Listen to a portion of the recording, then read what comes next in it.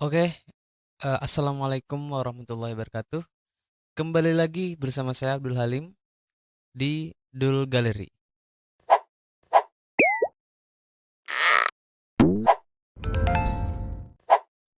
Hari ini kita akan bahas tentang toxic relationship.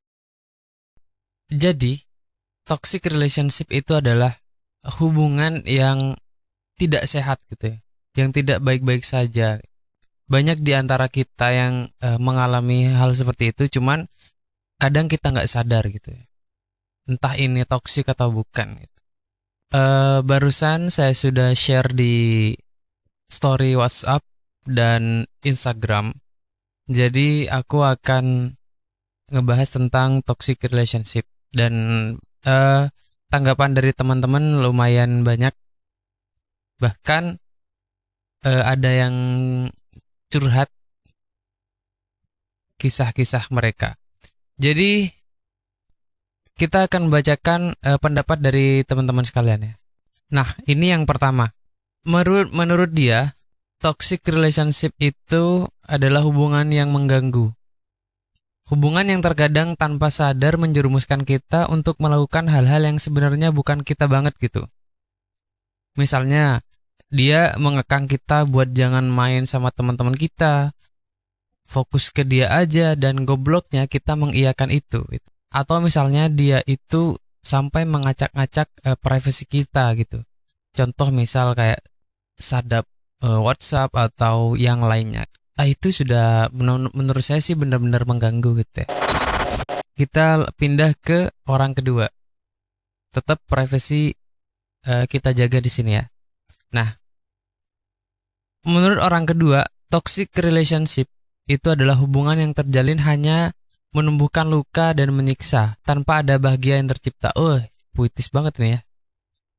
Contohnya itu, misal kita mulai risih saat mereka mengekang hak kebebasan kita. Ketika kita menjadi objek yang selalu disalahkan, terlalu sering bertengkar karena masalah-masalah sepele dan masalah-masalah yang sama, atau bahkan terjadi kekerasan di dalam hubungan tersebut. Nah, itu pendapat dari orang kedua. Jadi hampir sama ya, sama orang yang pertama itu adalah hubungan yang nggak sehat lah ya. Bahkan di sini dia juga menyatakan sampai ada kekerasan gitu. Wah, ini parah banget sih. Kalau sampai ada kekerasan di dalam hubungan tuh parah banget sih ini udah. Apalagi hubungannya cuman hubungan kayak yang biasa-biasa aja gitu ya. Bukan hubungan berkeluarga gitu. Next, ada orang yang ketiga. Toxic relationship adalah racun cinta. Duri dalam hubungan. Udah gitu dong. Oke, next, orang yang keempat. Orang keempat mengatakan toxic relationship itu adalah hubungan yang membawa efek negatif. Salah satu contohnya katanya sih bucin gitu ya. Budak cinta. Entah budak cinta atau bumbu micin ya. Entah budak cinta atau bumbu micin ya. Sebenarnya teman-teman, kalau kita bisa sharing nih ya. Sampai sekarang itu aku masih belum kayak nemukan definisi bucin sebenarnya itu apa sih gitu loh. Kalau teman-teman ada definisi yang lain menurut teman-teman ya bisa share di bawah ya. Next, kita lanjut ke orang yang nomor 5. Toxic relationship itu ketika suatu hubungan atau ikatan menjadi suatu hubungan atau ikatan karena hubungan antara ikatan. Kita lanjut ke orang yang nomor 6. 6 ya, kalau nggak salah nomor 6 dah.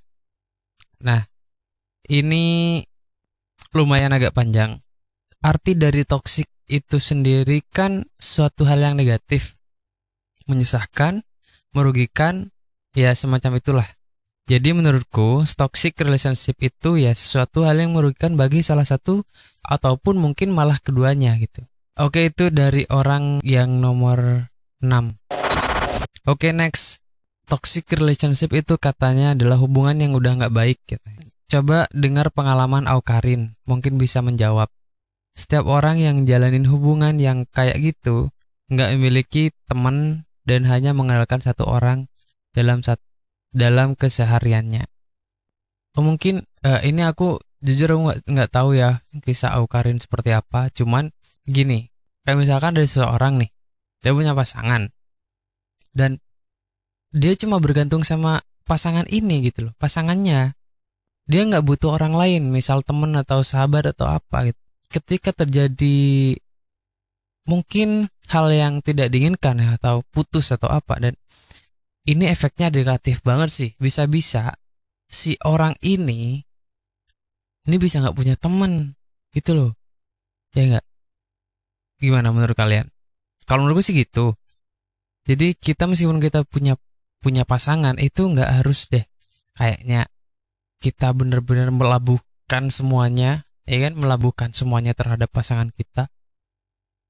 Kita masih punya teman, kita butuh teman, kita butuh sahabat, kita butuh keluarga, ya kan?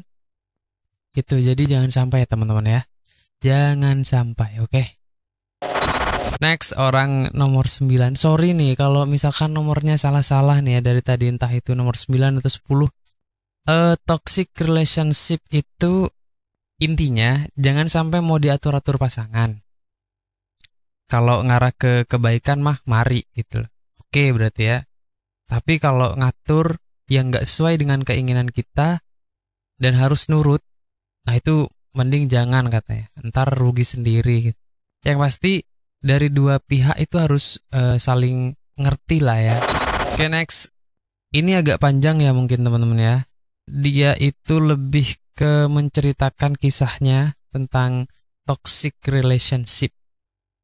Pernah punya hubungan di mana dia selalu marah kalau kemauan dia nggak diturutin. Gak ngebolehin akunya deket sama cowok, padahal temenku cowok semua. Ibunya di depanku ngedukung hubungan, tapi di belakang malah ngejelekin aku gitu. Semua kegiatanku harus ada dia. Oke. Nggak boleh sama siapa-siapa, pokoknya harus sama dia. Astagfirullah. Tapi bertahan sampai 3 tahun gitu. Goblok nggak tuh aku?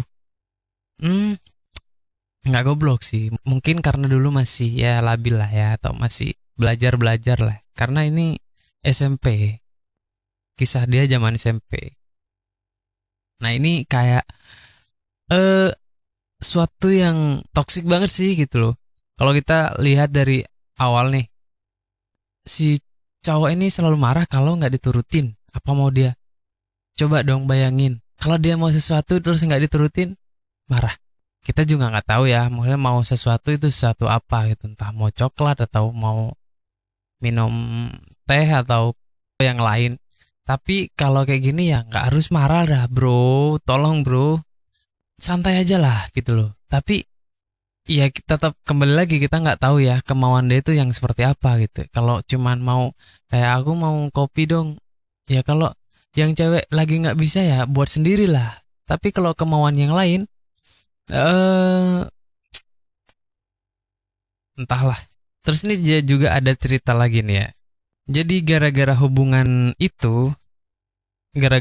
yang toksik itu ketika SMP sampai sekarang dia nggak pernah yang namanya bener-bener nunjukin peduli sama doinya yang baru.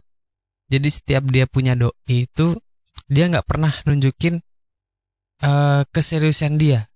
Jadi itu efeknya mungkin ya karena trauma ya, takutnya seperti itu lagi gitu ya. Terus dia masih nyambung nih ya.